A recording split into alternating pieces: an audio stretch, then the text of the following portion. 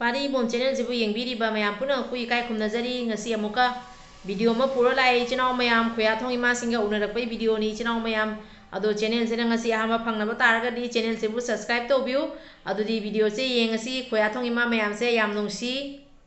ngasi huji ai khoya thong Polen leikai da akhoi gi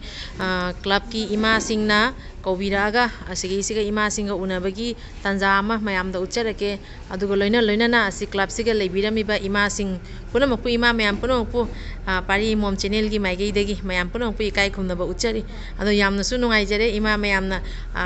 sumaina kobirakpa asi ima se nansu lame asi iche ni ai gidi iche ni mayam gina ima tare nansu lame iche na gift ka su pibirame ai di kim purakte ima mayam na kobire ima mayam bu thagachari oh nupi lup ko khoya thong nupi lup thaga che ima gi mingdom ta haibiram ai se pramo ngangbam pramo ngangom ngangbam oh ngangbam hoi yam nungsi ima ino ai ko birak pa makha ta ba thum yeng mina si ya knowledge club amasung akhoi gi maira pai bi apun baluk siga punna akhoi na ngasi haban me sida ai gi chanupi sonia se Hojai degi Manipur da mafam asida mana laktana mayambu taksan khumjan bidana magi dabakta akhoi chu lairi thauna lepi haidana icha gi dabakta khoi pabom tingjari tongchu akhoi Manipur da laiba icha nupi khuding maksu icha nupi sonia hojai degi lai basi gi dabakta machi da lairiba lojing loya da laibasu icha gi dabakta ni haibada pambong wangna tingthoktana khutum chingaga icha na ngasi bathongna puthongna Manipur da lai base si mayamna amata oina khumjalaga irang asibu makha tana chathadana ba akhoi masel amata oina pullasi haibase aina ngasi isa sonia gi maramda aina mayamda haijariba ngasi tawjari se mayamna su lobiu tongmusu ai tanglaba matam masida hojai degi si tana laga sonia na mayam gi dokta lojing loya da lairiba isa su mayam asibu amata oina punchalaga magi dabakta ni haidana mana mayam sida ngasi kathokpaga loinana naha oiriba chahi nipu sudriba ngang sida si yangna Manipur da laga Manipur gi dabakta ni haidana mathongna phudoktana laibase akhoi gi Manipur da laiba ima singna magi matung illaga mangonda henba ima kharasu ja singsu chongthopirau aduga maga akhoi ga amatta oina punjanaraga Manipur kansi haiba wahai se ai thamjage Manipur na yai phare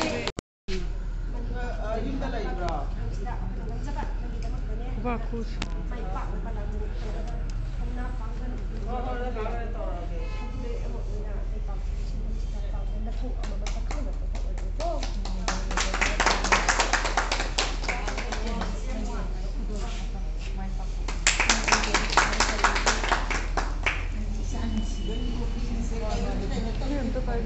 Panen tapi gitu. Itu asin depan lah. Ayo panen. Nah, jadi ni, mama yang berminta ini. Ayo sini mah.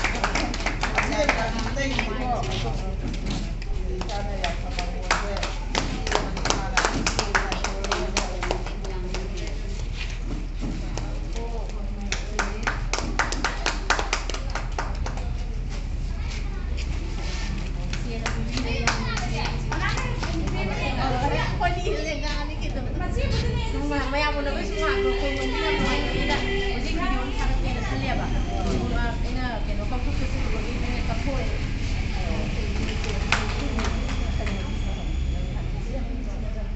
mai pak ko mai pak kan ni si kang la ngam gada mani koi na la ngam da ya koi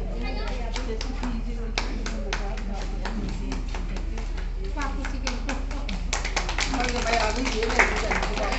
ai ni ngai ba si akhoi ya thonggi ima sing ani ai da thagacheri ima sing na kang lepak akhoi ima lepak Manipur sana lepak Manipur se kan ba adu ki mati ima sing na thodang lori loina na ngasi aina mafam satlaga mayam gi donation gi aina thabirakpa amount do mafam da khongakpa ibung ipa sing mafam do sina jarure arama ibung ipa isinau sing jo khara pijelame ado makhata na mayangi mateng to bangam bo jege adu loina na khoya thongi ima sing du su haine ai ta thagacheri asmaina ibu thongna pibiba nungsi piba gi tamota ima mayam gi mafam da ꯈꯨꯕꯥꯝ ꯑꯩꯈꯣꯏ ꯈꯨꯠ ꯆꯥꯡꯖꯣ ꯇꯔꯥ ꯂꯣꯟꯅꯗꯨꯅ ꯃꯌꯥꯝ ꯄꯨꯝꯅꯃꯛꯄꯨ ꯏꯄꯣꯛ ꯅꯨꯡꯁꯤꯔꯤ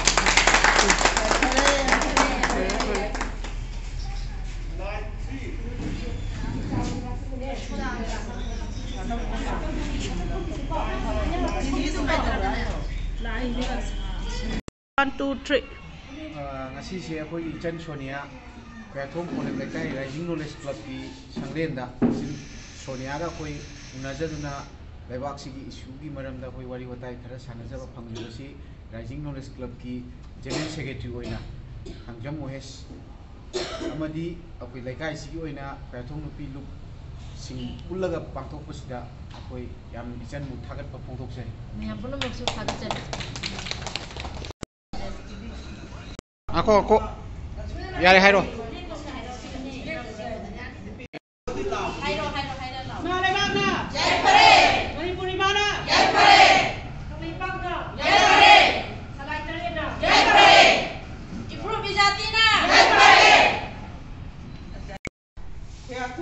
Khyathom Phonep Lekai ki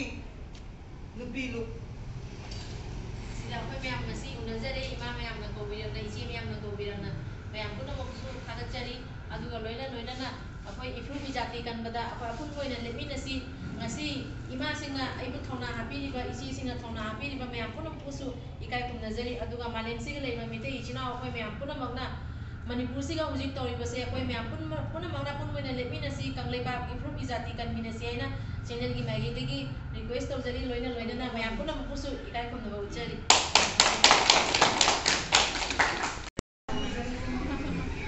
yam thagatsari ima mayam Khyathom gi ima mayam nupilu mayam punamakku thagatsari ngasigidi matang se loisanjarage pari mom channel sibu mayamna support tawibagi tamakta mayam punamakku thagatsari ima leibak na yai phare ifru bijati na yai phare leiriba koi ichinaw mayam punamakna yai phare